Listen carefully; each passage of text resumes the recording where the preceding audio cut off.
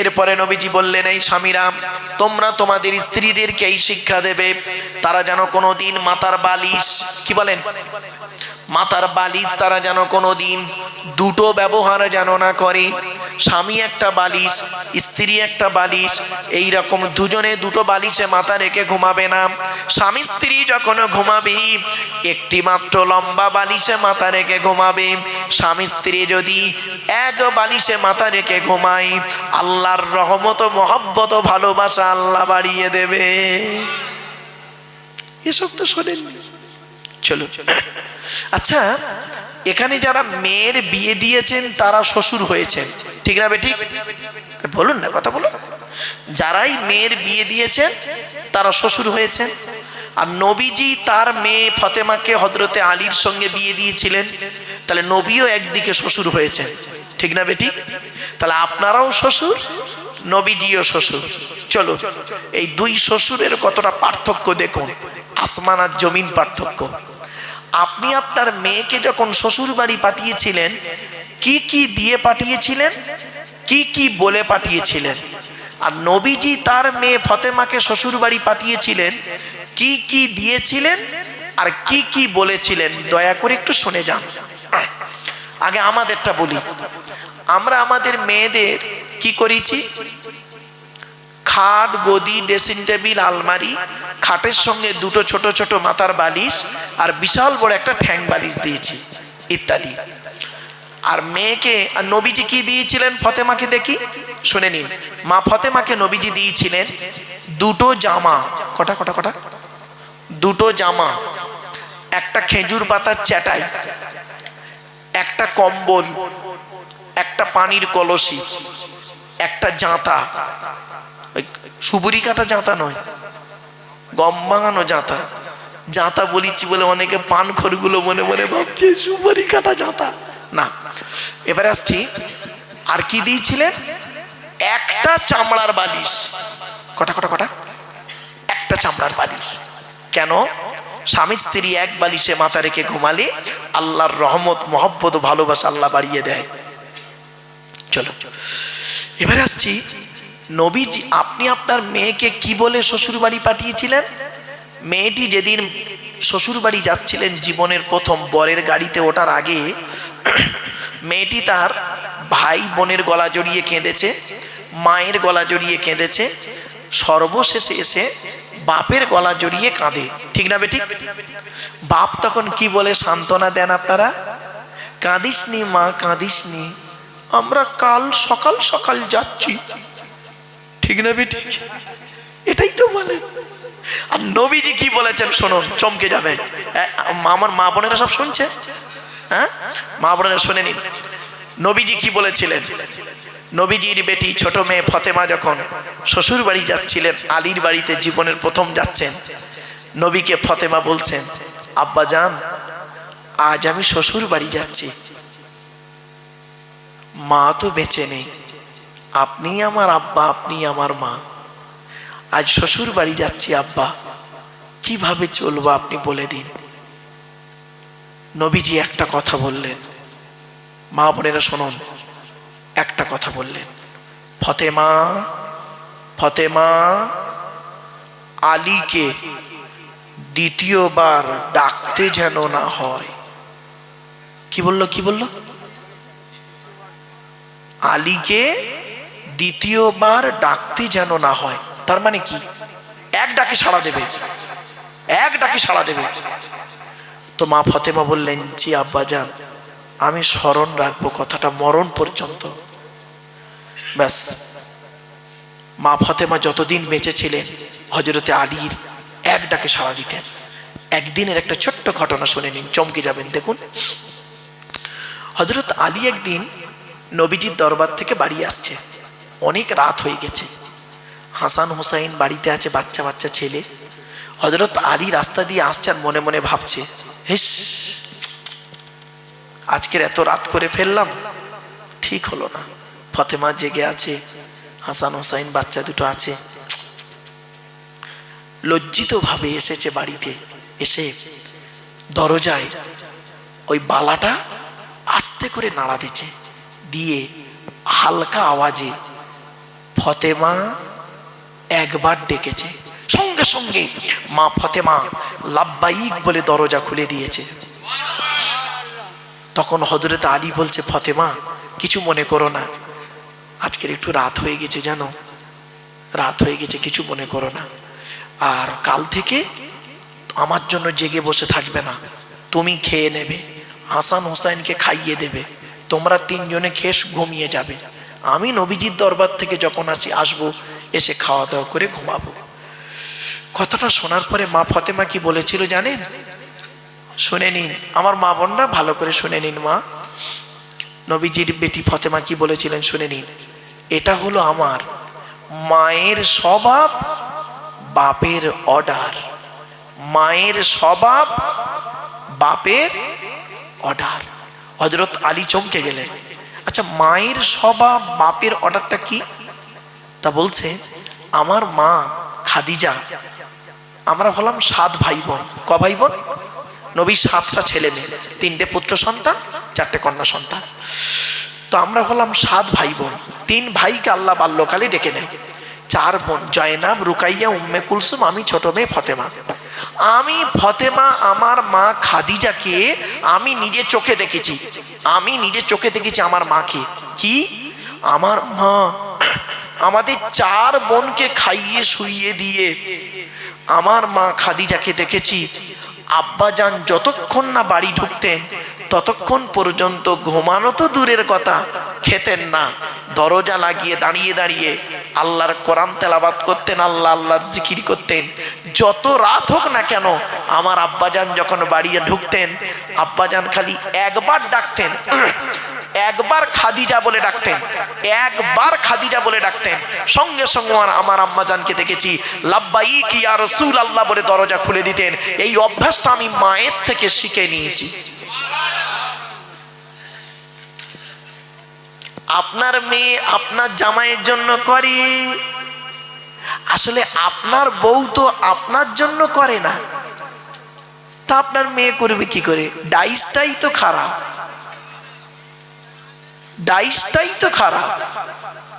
বাড়ি থেকে ভাববেন মা বোনেরা, খালি নাম ফতেমা দিলে হয় না, নাম রোকেয়া দিলে হয় না, নাম খাদিজা দিলে হয় না, কাম করা লাগে, ঠিক না বেটি? চলো তারপরে বলছে বাপের অর্ডারটা কি?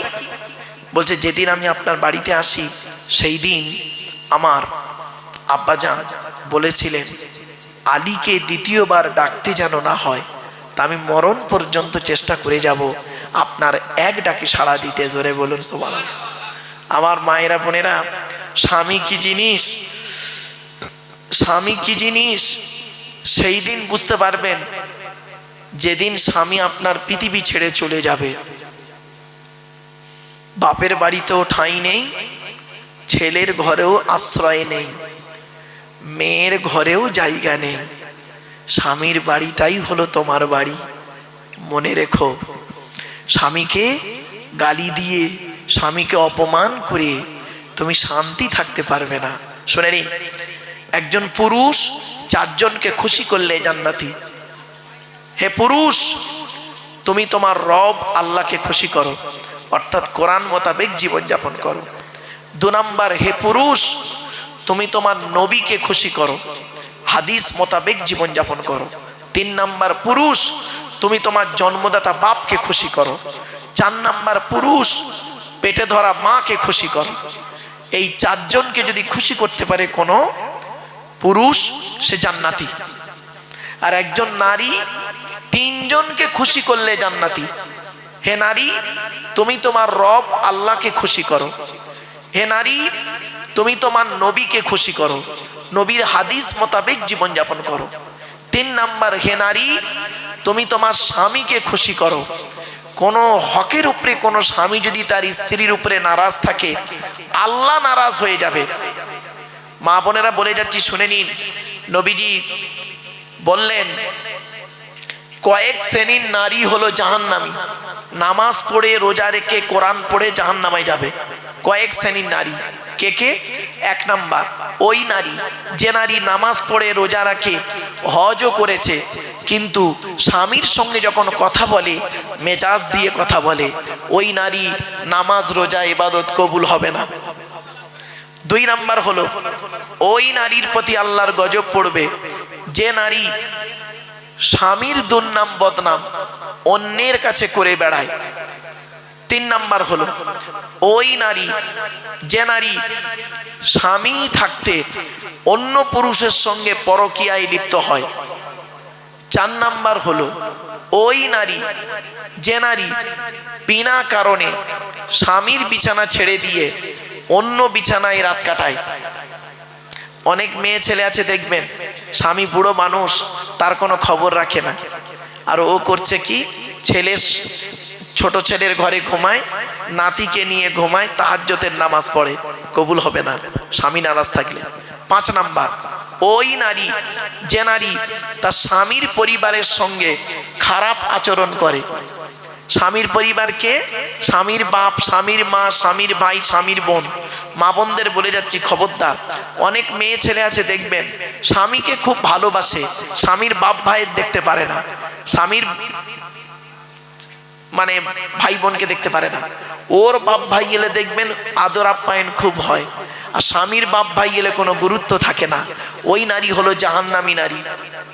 ছ নাম্বার হলো, ওই নারীর প্রতি আল্লাহর গজব, জাহান্নামী নারী যে নারী তার স্বামীকে বলে, তোমার সঙ্গে বিয়ে হয়ে আমার জীবন নষ্ট হয়ে গেছে, আমার মতো মেয়ে বলে তুমি বেঁচে গেলে, অন্য কেউ হলে বুঝতে পারতে। ওই নারীর প্রতি আল্লাহর গজব। বাপেরা বাড়িতে গিয়ে ভাববেন, আমার মা বোনরা এই জিনিস থেকে সরে থাকুন।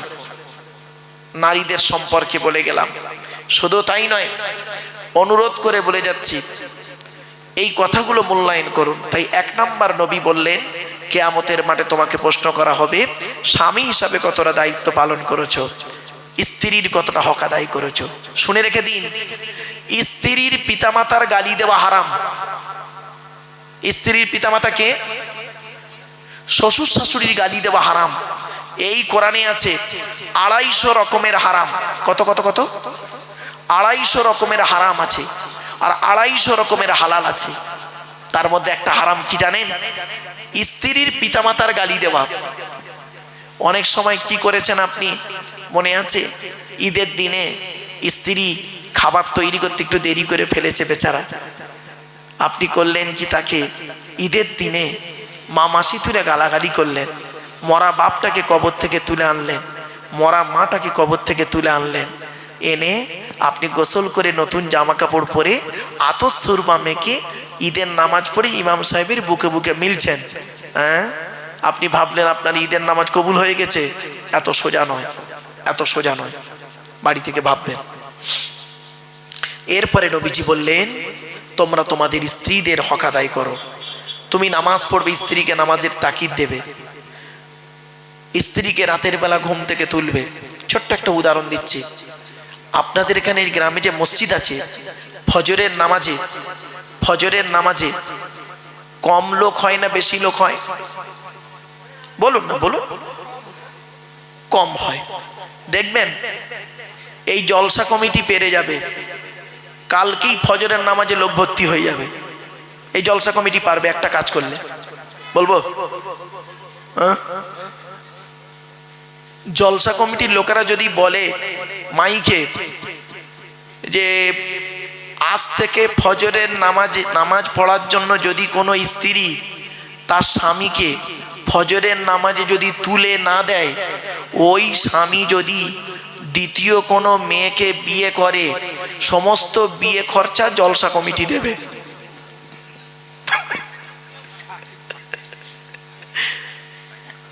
বুঝলেন? মানে ওই স্বামী যদি দ্বিতীয় বিয়ে করে সুন্দরী মেয়েকে, সমস্ত বিয়ে খরচা জলসা কমিটি দেবে। দেখবেন ফজরে কিভাবে যে তুলবে আপনাকে ভাবতে পারবেন না। এই জন্য মনে রাখবেন, স্বামী স্ত্রী উভয়কে ভালো হতে হবে। নামাজ কারোর জন্য মাপ নাই, বিশেষ ব্যক্তি বিশেষ কারণ ছাড়া। মনে রাখবেন, রোজা কারোর জন্য মাপ নাই, বিশেষ ব্যক্তি বিশেষ কারণ ছাড়া। তো 1 নাম্বার হলো স্বামী হিসাবে আপনাকে দায়িত্ব নেওয়া হবে, মানে হিসাব নেওয়া হবে স্বামী হিসাবে কতটা দায়িত্ব পালন করেছেন। তো এখানে যারা স্বামী আছেন বসে বসে ভাবুন স্ত্রীর হকটা কতটা আদায় করেছেন। 11:30। আচ্ছা ঠিক আছে, চলো। এরপরে আসছি 2 নাম্বার, পিতা হিসাবে কতটা দায়িত্ব পালন করেছেন। পিতা পিতা এখানে অনেক বাপ বসে আছেন না? প্রত্যেক পিতামাতার দায়িত্ব হলো, নবী বলেছেন তার ছেলে এবং মেয়ের উপরে 3টে। কটা কটা কটা? 3টে। কি কি? 1 নাম্বার নবী বলেছেন সুন্দর সুন্দর নাম রাখতে হবে ছেলে মেয়ে জন্মগ্রহণ করলে।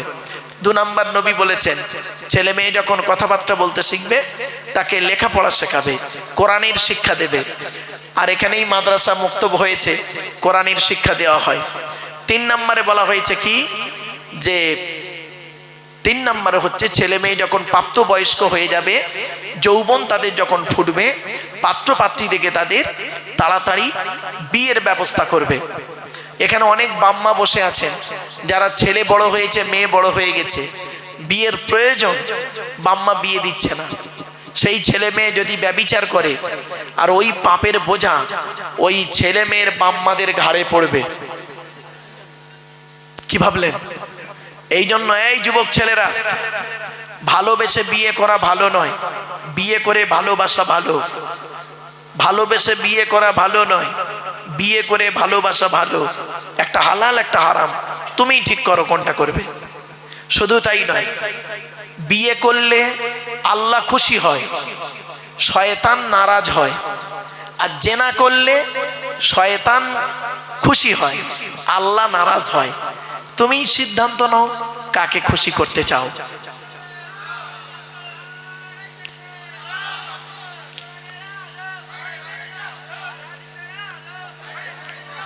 আমার বাপেরা, আলহামদুলিল্লাহ, যে বক্তার অপেক্ষায় আপনারা ছিলেন তিনি এসে গেছেন। তার জ্ঞানগর্ভ বক্তব্য আপনারা শুনবেন। আমি আপনাদের কাছে আর কয়েক মিনিট কথা বলবো বাবা, আর কয়েক মিনিটের মধ্যেই তিনি চলে আসবেন। এই 10টা কথা টপ টপ করে শুনে নেন। 1 নাম্বার হলো স্বামী হিসাবে, 2 নাম্বার হলো পিতা হিসাবে, 3 নাম্বার হলো ছেলে হিসাবে পিতামাতার কতটা হক আদায় করেছেন। এখানে বসে বসে ভাবুন, বাপের নামে দান খয়রাত করেননি, বাপের নামে কোনোদিন ফকির খাওয়াননি, বাপের রেখে যাওয়া সম্পত্তি জলকর ভোগ করছেন, বাপের কবরটা জিয়ারাত করেননি। নবীজি বলেছেন জুম্মার দিনে যদি কোনো ছেলে তার বাপ আর মায়ের কবরটা জিয়ারাত করে, ছেলের দুয়ার ওসিলায় বাম্মার কবরটাকে আল্লাহ পাক আলোয় আলোকিত করে দেয়। 4 নাম্বার হলো ভাই হিসাবে কতটা দায়িত্ব পালন করেছেন। বোনের ফারাইজি অংশ দিয়েছেন। ও মুসলমান, বাপ মারা গেছে, বাপ মারা গেছে, 20 বিঘা জলকর রেখে গেছে। তুমি একটা ছেলে, 2টো বোন ছিল, মাও মরে গেছে, পাবে কত? তুমি পাবে 10 বিঘে আর তোমার 2টো বোন পাবে 5-5 10 বিঘে। আগে বোনের ফারাইজি অংশ দাও, তবে তোমার রেহাই আছে, নইলে তুমি জাহান্নামী। হয়েছে? তুমি নামাজ পড়ো, রোজা রাখো, ভাই হিসাবে তোমাকে ধরা হবে কতটা দায়িত্ব পালন করেছিলে। 5 নাম্বার হলো চাচা হিসাবে কতটা দায়িত্ব পালন করেছো। চাচা, এখানে অনেক চাচা দাঁড়িয়ে বসে আছে, বাপ মারা গেছে, চাচা বেঁচে ছিলে, তুমি ভাইপোদের প্রতি লক্ষ্য রেখে রাখতে না, আরো ভাইপোদের মেরে খাবার ধান্দা করেছো। 6 নাম্বারটা খুব ইম্পর্টেন্ট, খুব ইম্পর্টেন্ট, খুব ইম্পর্টেন্ট। 6 নাম্বারটা কে জানেন? বোনাই হিসাবে ধরা হবে। বোনাই, আপনারা কি বলেন? বোনাই বলেন না দুলা ভাই বলেন? কোনটা? এই বোনাইরা কবরে ঢোক, বোনাইদের ধরবে। শালির সঙ্গে ইয়ারকি মারা, শালির হাত ধরে জলসায় গিয়ে ফুচকা খায়, খেয়ে দেবা গালে, কবরে ঢোক। বোনাইদেরকে আল্লাহ ধরবে কিয়ামতের মাঠে। শালির সঙ্গে কিরূপ আচরণ করেছিলিস, কি ভাবছেন? কোরআনে আল্লাহ বলছেন আয়াহসাবুল ইনসানু আন ইউতরাকা সুদা, মানুষ কি মনে করে আমি আল্লাহ তাকে এমনি এমনি ছেড়ে দেব, তাকে হিসাব কিতাব না নিয়ে, কৈফিয়ত না নিয়ে? শুনে নিন, এর সঙ্গে আরেকজন আছে, কে জানেন? দেওর। কি বললাম? দেওর হিসাবে আপনাকে জবাব দিতে হবে। এই ভাবিরা শুনে নিন, আল্লাহ নবীর কাছে একদিন নারী জাতিরা এসেছে, নারীরা এসে বলছেন, ইয়া রাসূলুল্লাহ, আমরা পৃথিবীতে কাকে বেশি ভয় করব বলুন? আল্লাহ নবী বললেন, এই পৃথিবীতে তোমরা মৃত্যুকে ভয় করো? বলছে হ্যাঁ। বলছে তেমনি দেওরকে ভয় করো। দেওর হলো মৃত্যুর সমতুল্য। অনেক ভাবি আছে দেখবেন দেওরদের সঙ্গে ইয়ার কি করে, কঠিন পাপ হবে। চলো 7 নাম্বার, খালু হিসাবে আপনাকে ধরা হবে কিয়ামতের মাঠে। খালু। আর এর সঙ্গে আরেকজন আছে ফুফুর বর, জামাই বাবু, তাই বলেন তো নাকি? 8 নাম্বারটা খুব ইম্পর্টেন্ট, খুব ইম্পর্টেন্ট। 8 নাম্বারটা কে জানেন? 8 নাম্বারটা হলো মামা হিসাবে আপনাকে ধরা হবে। এখানে যত মামা বসে আছে, মামা, আল্লাহ বলবেন তোর বোনাইটা অ্যাক্সিডেন্টে মারা গেল, 2টো ভাগনা ছিল ছোট ছোট, ঈদের সময় তুই তো ছেলে মেয়ের জামা কাপড় কিনলি আর ভাগনা ভাগ্নির তো দেখলি না, তোর মতো মামা আজকের জাহান্নামী হয়েছে, ভাববেন বাড়িতে গিয়ে। 9 নাম্বার হলো দাদু যারা আছে, দাদু। এখানে আছেন অনেক দাদু, কি বলেন? বাপের বাপকে কি বলেন? এই দাদুদেরকে আল্লাহ ধরবে। এদিকে আয়, তোর 4টে ছেলে দিয়েছিলাম, বড় ছেলেটা চাকরি করতো বলে বড় ছেলেকে লজেন কিনে দিতি, বিস্কুট কিনে দিতি, বড় ছেলের হাত ধরে বাজারে যেতি, খাবার কিনে দিতি।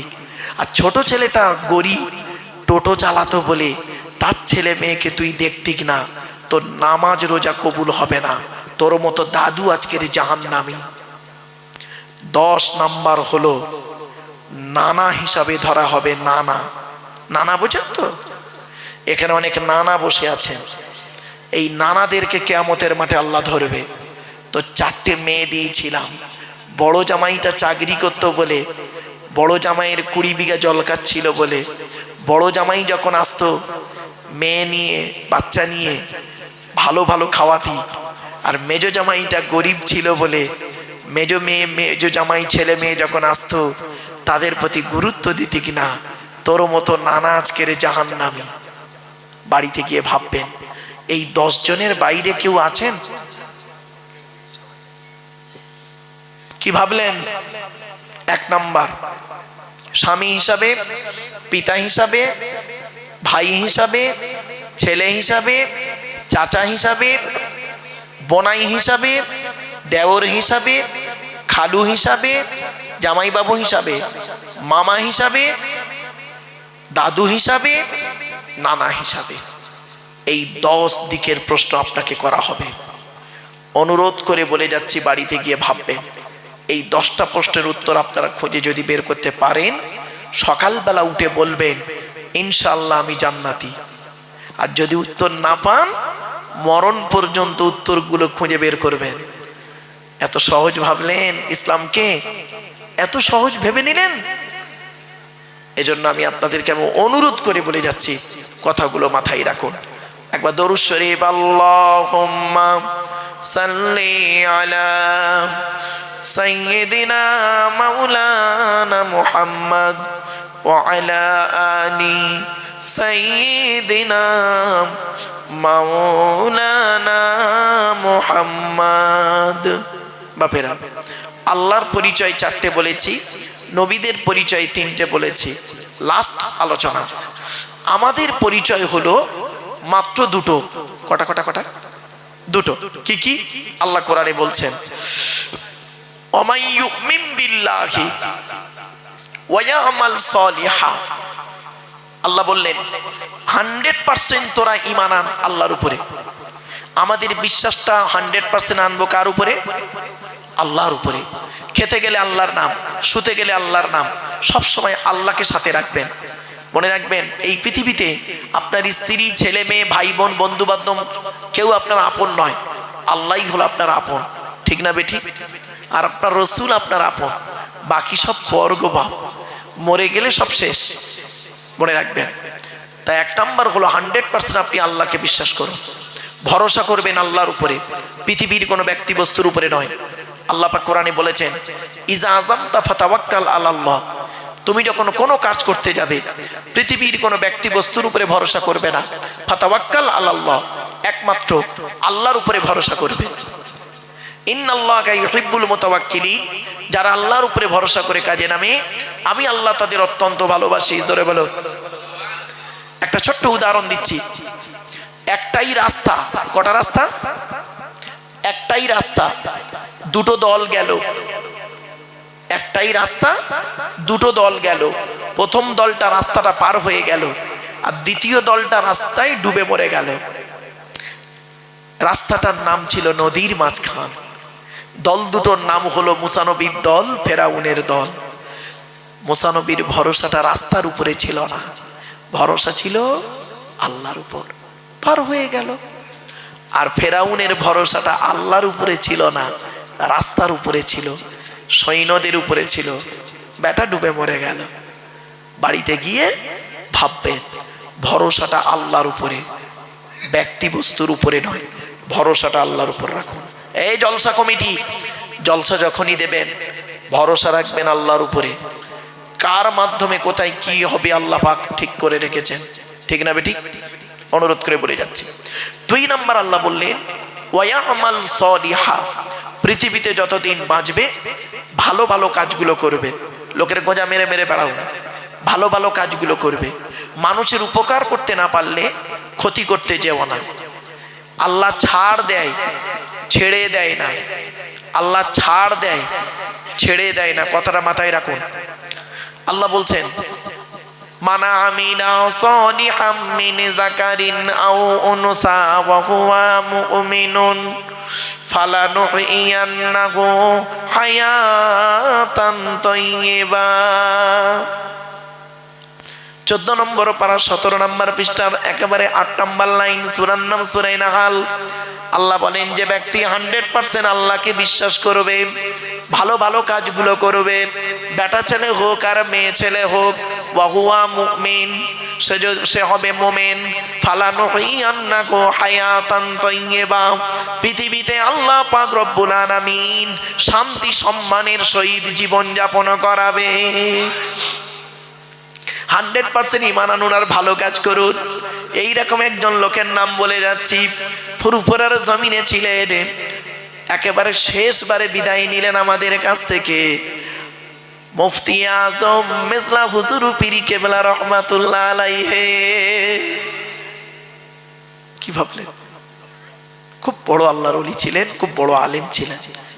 ইলমিয়াত, জাহিরি ইলম, বাতিনি ইলম, ইলম লাদুন্নি, ইলমে মারিফাত আল্লাহ পাক তার মধ্যে দিয়েছিলেন। কি ভাবছেন? এবার আসছে আল্লাহ বললেন ইন্নাল, এটা দুনিয়াতে হলো, আখিরাতে কি দেবে? ইন্নাল্লাযীনা আমানু ওয়া আমিলুস সালিহাতি কানাত লাহুম জান্নাতুল ফিরদাউসি নুজুলা। 16 নম্বর পারার 3 নম্বর পৃষ্ঠার 12 নম্বর লাইন, সূরার নাম সূরা কাহাফ। নিশ্চয়ই যারা 100% আল্লাহর উপরে ঈমান আনবে, ভালো ভালো কাজগুলো করবে, তাদের ঠিকানা হবে জান্নাতুল ফেরদাউস। দুটো কাজ করুন, আল্লাহর উপরে 100% বিশ্বাস রাখুন, আর পৃথিবীতে ভালো ভালো কাজগুলো করে যান। আপনারা নিশ্চয়ই জানেন কোনটা ভালো কোনটা কালো। খারাপগুলোকে বর্জন করুন, ভালোগুলোকে গ্রহণ করুন। That's all. নামাজ আপনাকে পড়তে হবে, সকলেই জানি, কিন্তু নামাজ পড়ি না, এর জবাব কিন্তু আপনাকে দিতে হবে। যাকাত দিতে হবে এটা জানি, কিন্তু যাকাত দিই না। বাবা, অনুরোধ করে বলে যাচ্ছি, জলসা কমিটিকে আমি হাতে ধরে বলে যাচ্ছি, হাতে ধরে বলে যাচ্ছি আপনাদেরকে, জলসা যখন দেবেন 3টে জিনিসকে ঠিক রাখবেন। কটা? 3টে। কি কি? এক নাম্বার বক্তা, এক নাম্বার হলো বক্তা। ও বাবা কতগুণ আসছে রে, আরে তোরা হয়েছিস, এরা খবর পেয়ে যায় ঠিক, ওরা সব খবর নিয়ে নেয়। জানে আমি কোথায় যাই পশ্চিমবাংলা, কত দূর দূর চলে যায়। যাক ছেলেগুলো ভালো ছেলে, এরা উল্টো পাল্টা লেখে না। ও বাপ একটা কথা বলি, মিডিয়া খারাপ নয়, মিডিয়ার মধ্যে দুই একটা মিডিয়া এমন কিছু করে না, ভিউ পাওয়ার লোভে তারা উল্টো পাল্টা ছবি টবি দিয়ে চালায়, ওই মিডিয়াগুলো বেশি দিন টেকে না।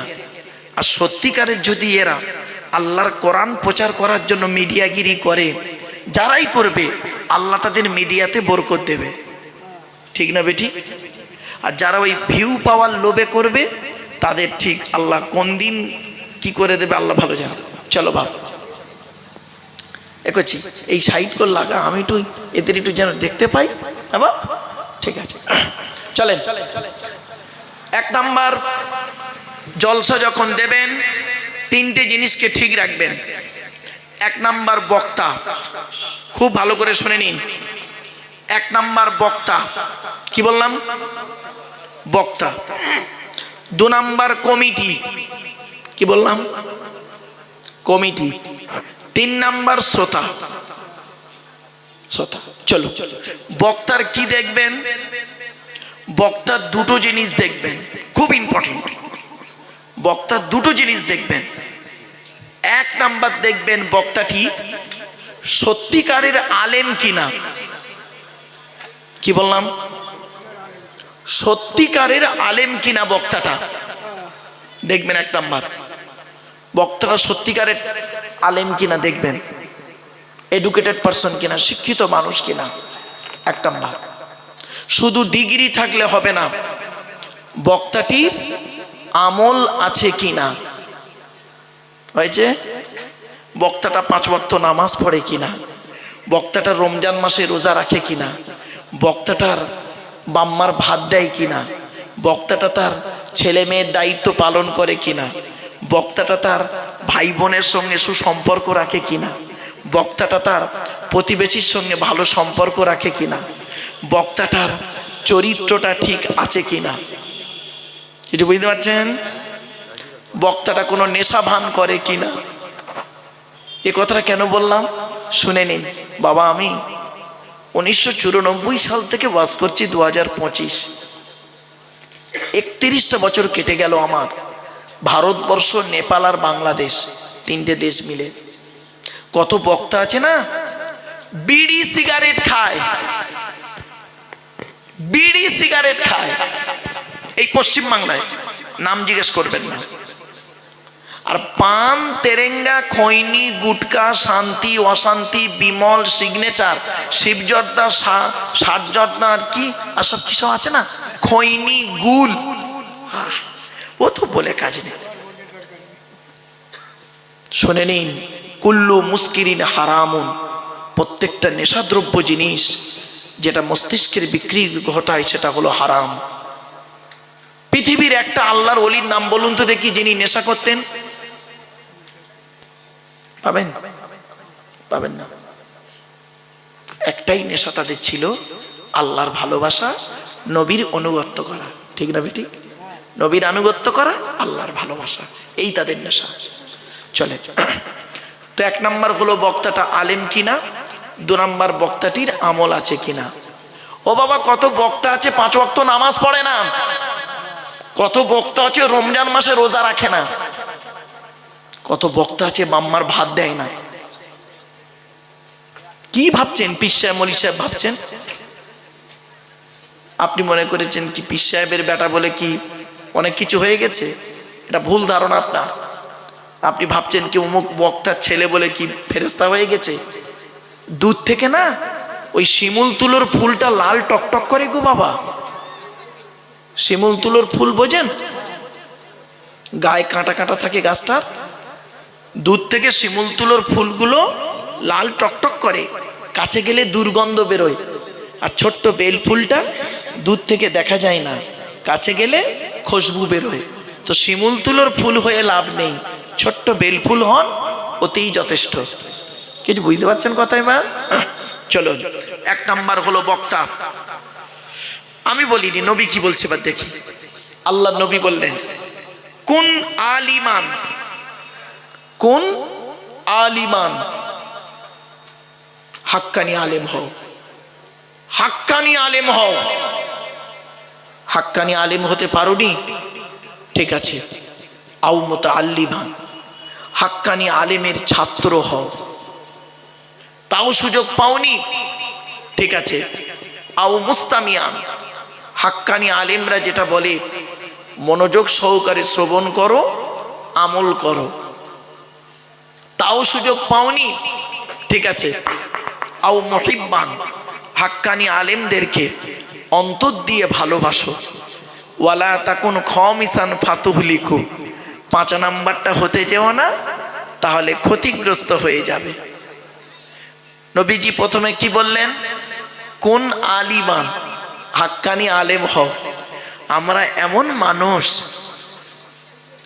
এমন মানুষ, আমি যে সিলসিলার লোক, সেই সিলসিলার আলেমকে আমি ভক্তি করি, আর অন্য সিলসিলার খুব বড় আলিম আল্লাহওয়ালা মানুষ, তাদেরকে আমরা তুচ্ছ তাচ্ছিল্য করি, ঠিক না বেঠিক?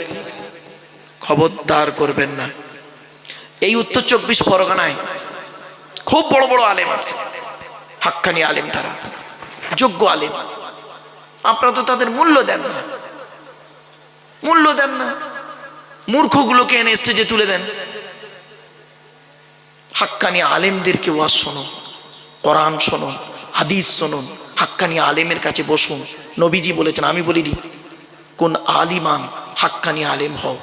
হাক্কানি আলেম হতে না পারলে হাক্কানি আলেমের ছাত্র হও, তাও যদি সুযোগ না পাও, হাক্কানি আলেমরা যেটা বলে মনোযোগ সহকারে শ্রবণ করো, আমল করো, তাও যদি সুযোগ না পাও, হাক্কানি আলেমদেরকে অন্তর দিয়ে ভালোবাসো।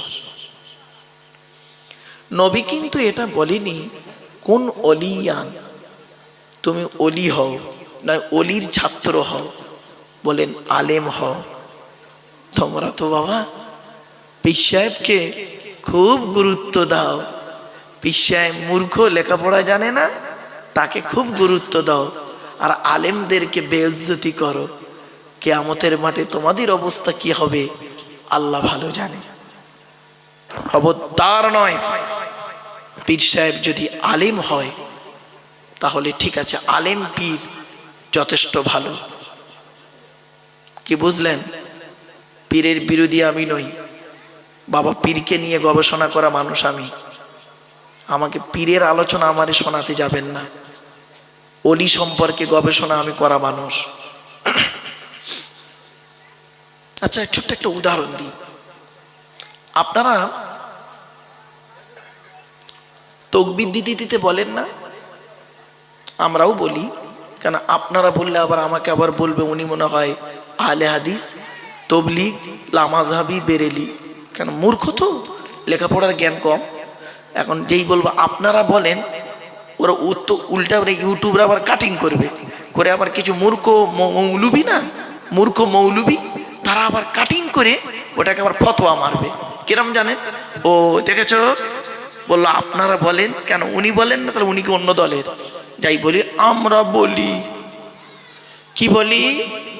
নারাই তাকবীর, আল্লাহু আকবার, সিলসিলায়ে হক ফুরফুরা শরীফ, বলে না?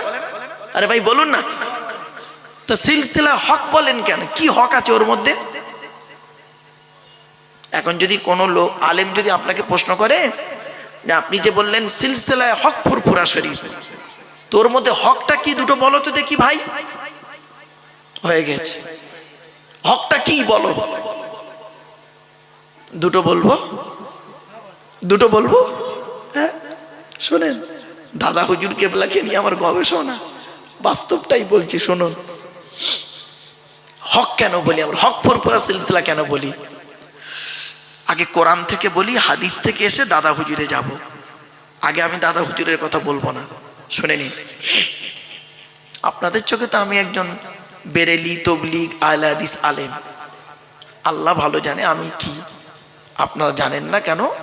ইন্নাল্লাহা আলিমুম বিযাতিস সুদূর, অন্তর্যামী কে? আল্লাহ। চলো, আল্লাহ নবীর কাছে যখন কোনো মেয়ে ছেলে মুরিদ হতে আসতো, বায়াত হতে আসতো, কি হতে আসতো? বোঝেন তো ভাষা বুঝতে পারছেন? হ্যাঁ বাবা, যে কজন আছেন ওই কজন আমার যথেষ্ট, দয়া করে বুঝে নিন, ভুলভাল বুঝবেন না। আর ইউটিউবওয়ালারা জানেন, ওরা একদম যেটা ছাড়বে পারফেক্ট। বাবা কেটে কুটে আমার বাঁশ দিও না বাপ, আমার তোমার নতুন নতুন লাগছে, যাই হোক। তো আল্লাহ নবীর কাছে যখন কোনো মেয়ে ছেলে আসতো মুরিদ হতে, বায়াত হতে, নবীজি কিভাবে বায়াত করতেন শুনে নিন। মেয়েটি আসতো, নবীজি বলতেন, বলো বলো আমি শিরিক করব না, আমি জেনা করব না, পাপ কাজ করব না, এবং কোরআন আল্লাহর বিরোধিতা করব না, এই কথাগুলো বলো। নবীজি মুখে বলতেন, উনিও মুখে বলতেন নবীজির সাথে সাথে। বলার পরে তারপরে বলতেন নবীজি, যাও এই কথা মোতাবেক তুমি চলবে। মেয়েটি চলে গেল। এটা হলো নবীজির বায়াত। ক্লিয়ার? এর পেছনে একটা আছে, আয়াতটা কোথায় আছে দেখি, সূরা মুমতাহিনার 12 নম্বর আয়াত। ইয়া আইয়ুহান নবী ইযা জাআকাল মুমিনাত ইউবাইনাকা আলা আল্লাহ ইশরিকনা বিল্লাহি শাইয়্যা ওয়ালা ইয়াসরিকনা ওয়ালা ইয়াজনিনা ওয়ালা ইয়াকতুলনা আওলাদাহুন্না ওয়ালা ইয়াতিনা বিবুহতানি ইফতারিনাহু বাইনা আইদিহিন্না ওয়া আরজুলিহিন্না ওয়ালা ইয়াসিনাকা ফি মারুফিন ফাবাইহুন্না ওয়াস্তাগফির লাহুন্নাল্লাহ ইন্নাল্লাহা গফুরুর রহিম। 28 নম্বর পারা 10 নম্বর পৃষ্ঠার 8 নম্বর লাইন, সূরার নাম সূরা মুমতাহিনার 12 নম্বর আয়াত। এর বাংলা মানে কি? আল্লাহ বলছেন, নবী যে সমস্ত মেয়ে ছেলেরা আপনার কাছে এসে বায়াত হতে চায়, আপনি ওদেরকে এই শপথগুলো নিয়ে নিন, নিয়ে ফাবাইহুন্না, ওদের জন্য ওদেরকে বায়াত করুন, ওয়াস্তাগফির লাহুন্নাল্লাহ, ওদের জন্য আল্লাহর কাছে ক্ষমা প্রার্থনা করুন, আমি আল্লাহ ওদের জীবনের গুনাহগুলো মাফ করে দেবো। তাহলে বায়াত করতেন নবীজি কিভাবে? নবীজি বলতেন, মেয়েটাও বলতেন, এটা বায়াতের নিয়ম, তাই তো? এটা কোরআন বলছে, আমি বলিনি। এবার পেছনে একটা হাদিস কি বলে দেখি। আচ্ছা, আল্লাহ নবীর স্ত্রী, একটা স্ত্রীর নাম ছিল আম্মাজান আয়েশা, নাম শুনেছেন? হ্যাঁ, আম্মাজান আয়েশা বর্ণনা করছেন, হাদিসটা শুনুন ওই আয়াতের পেছনে। আল্লাহর কসম করে বলছি, আম্মাজান আয়েশা বলছেন, আল্লাহর কসম করে বলছি, আল্লাহর কসম করে বলছি, আল্লাহর কসম করে বলছি, আমার নবী জীবনে কোনোদিন কোনো বেগানা নারীর হাত ধরে বায়াত গ্রহণ করেনি। তাহলে কোরআন হাদিস দুটো পেলেন। এবার চলুন দেখি। এই জন্য আবু বকর সিদ্দিক রহমাতুল্লাহ আলাইহি, দাদা হুজুর পীর কেবলা রহমাতুল্লাহ আলাইহি, তিনি শুধু একটা পীর ছিলেন না, ওলি ছিলেন না, তিনি ছিলেন একজন যোগ্য আলেম। এই জন্য তিনি জীবনে কোনোদিন কোনো বেগানা নারীর হাত ধরে বায়াত করেনি, হাত ধরে বায়াত করেনি। কি বুঝলেন? আর তুমি মুরিদের বাড়ির ভেতরে ঢুকে মুরিদ বিশ্বাস করলো তোমাকে, তার মেয়েটাকে প্রেগনেন্ট করে দিলে, কান গরম হয়ে যাবে, কবরে চলো। আর একটা উদাহরণ দিচ্ছি, শোনো। নবীজি, আচ্ছা এটা গেল এক নাম্বার। এই জন্য দাদা হুজুর পীর কেবলা রহমাতুল্লাহ আলাইহির ওনার মত পথ হলো, যখন বায়াত করতেন মহিলাদেরকে একটা গেটের ওপারে মহিলারা থাকতো, উনি এপার থেকে বলতেন, আমি যা বলছি তোমরা বলো মা। তো উনি বলতেন, মহিলারা পর্দার ওপার থেকে বলতো। আর এখন বাজারে অনেক পীর বেরিয়ে গেছে, দেখবেন তারা কি করে, একদম ডাইরেক্ট এসে পায়ে সাজদা করে। বিভিন্ন পীর, অনেকগুলো পীর বলে, ওদের শুনে লাভ নেই, ওদের নামও শুনে লাভ নেই, জাস্ট উদাহরণ দিলাম। চলো, এটা শরীয়তের খেলাফ। দাদা হুজুর পীর কেবলা রহমাতুল্লাহ আলাইহি এটা থেকে অনেকটা সচেতন। এই জন্য আমরা হক সিলসিলা বলি, জোরে বলি, কোরআন হাদিস এবং বাস্তব। আর একটা উদাহরণ দিচ্ছি, চমকে যাবেন, রেগে যাবেন না কেউ কিন্তু, হ্যাঁ আগেই বলে দিচ্ছি বাবা। আচ্ছা বাবা, আমার স্ত্রীকে আপনাদের দেখা জায়েজ না না জায়েজ? বল বল বল বল। না জায়েজ। বাহ। তো আমার স্ত্রীকে যদি আপনাদের দেখা না জায়েজ হয়, কোরআনের কোন আয়াতে কোন হাদিসে আছে আপনার স্ত্রীকে আমার দেখা জায়েজ? তুমি পীর সাহেবের বউকে দেখা তোমার জন্য হারাম যদি হয়, আর পীর সাহেবে কোন হাদিস কোন আয়াতে আছে মুরিদের বউয়ের সঙ্গে বসে গল্প করবে বিছানায়?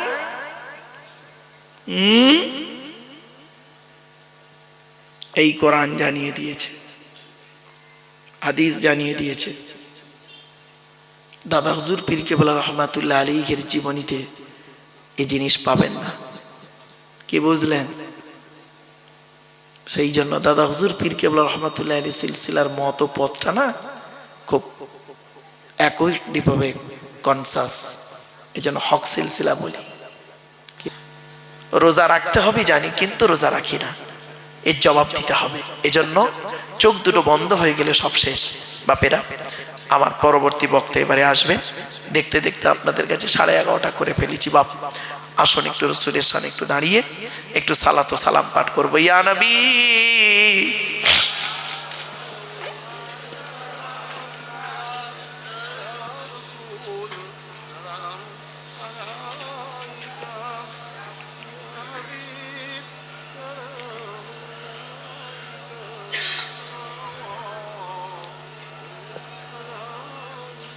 দয়াময় আল্লাহ যিনি